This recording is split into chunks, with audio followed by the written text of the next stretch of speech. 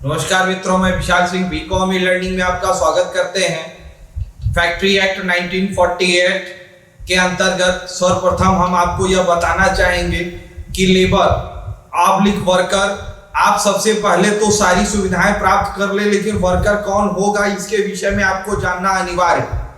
48 में वर्कर को डिफाइंड किया गया है। किसी भी any factory of the worker in defined in work in the member of the company and appointment of the person with the agency and contract and company। Worker किसी भी factory में होने के लिए उसकी नियुक्ति होना अनिवार्य है। वह नियुक्ति अपॉइंटमेंट एजेंसी के भी थ्रू हो सकती है, कॉन्ट्रैक्टर के भी थ्रू हो सकती है और कंपनी के थ्रू भी हो सकती है।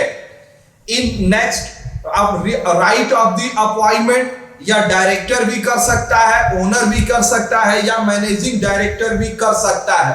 थर्ड पॉइंट है मैन्युफैक्चरिंग प्रोसेस, क्योंकि फैक्ट्री शब्द में पहले मैंने बार बार स्पष्ट किया है। इसके कई वीडियो मैंने पिछले देश के लिंक बॉक्स में आप जाके देख सकते हैं, जिसमें मैंने मेन प्रोविजन हिस्ट्री और बताई है। तो आपको फैक्ट्री शब्द की परिभाषा 2M सेक्शन में बताया गया है कि worker in member in 20 in manufacturing process in or या production but not relationship of the power।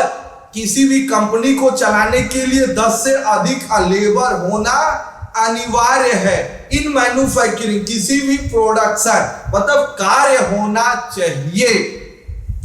ऐसा नहीं कि कोई 20 लोग एक संगोष्ठी किए जाए और कोई ऑब्जेक्ट वर्क नहीं हो, प्रॉफिटेबल ऑफ सिस्टम नहीं हो, तो वह वर्कर नहीं माने जाएंगे। तो मैन्युफैक्चरिंग ऑफिस पर से प्रीमाइटेड एक कारखाना होना चाहिए, एक बाउंड्री होना चाहिए जिसके सेट्स वगैरह हो या इसके डिफाइंड किया गया है, वही उसके अंतर्गत वर्कर माने जाएंगे। Wages and are not necessary to the wages, दोनों बातें अलग है। मैं डिटेल एक वर्कर जब फैक्ट्री में काम करेगा तो कार्य के बदले में उसे मजदूरी अनिवार्य है। लेकिन कुछ ऐसे वर्कर हैं जिन्हें आप पेमेंट नहीं भी देंगे, लेकिन but allowed of the person in worker, लेकिन उन्हें आप वर्कर श्रमिक मानेंगे। Training of the person, training of the person अगर कोई आपके यहाँ कार्य करता है तो this is clear of the person in worker, वह श्रमिक माना जाएगा।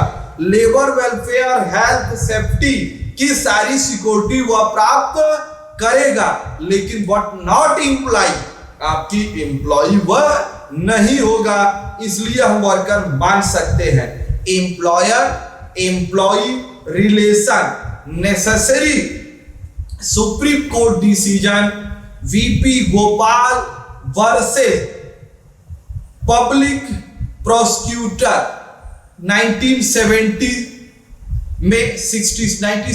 में दिया गया है। Owner employee relation of the serve, नियोक्ता और श्रमिक के बीच एक सेवक का वर्क होता है। The owner is a company, inspection of the person, control of the total right in the work, price rate of the worker. यदि वह ट्रेनिंग पर्सन नहीं है तो निश्चित मजदूरी, ये नहीं कि हम आपको आज ये देंगे कल परिवर्तन होगा, ऐसा वर्कर के साथ नहीं।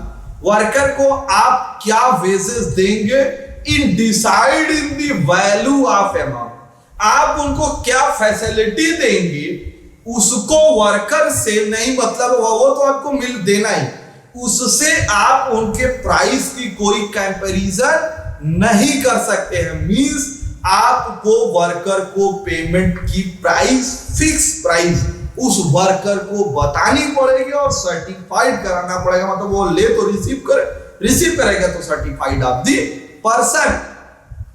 Name maintain of the register, worker name, address and total working time in schedule in making of the company and company register. Company एक एम्प्लॉय रजिस्टर बनाएगा जिसमें उसकी स्टाफ का डिटेल होगा, उसका एक अटेंडेंस रजिस्टर वो अलग होगा, लेकिन स्टाफ डिटेल अलग होगा।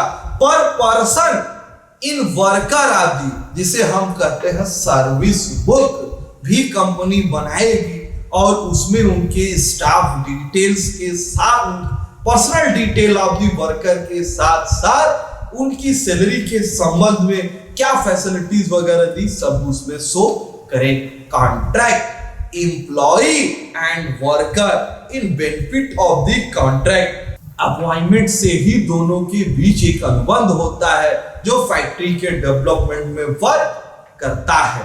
मैं एक बात कहना चाहता हूं, किसी भी फैक्ट्री को चलाने के लिए आपके पास कैपिटल हो तो फैक्ट्री नहीं चलेगी, लेकिन यदि आपके पास सफिशिएंट ट्रेंड वर्कर हो तो आप किसी भी फैक्ट्री को किसी भी अंतिम मुकाम पर ले जाके जा सकते हैं। आपने मेरे पूरे इस वीडियो को देखा, इसके लिए मैं आपको धन्यवाद करता हूं।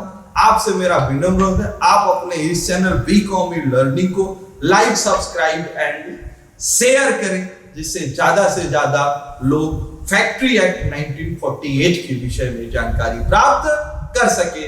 धन्यवाद।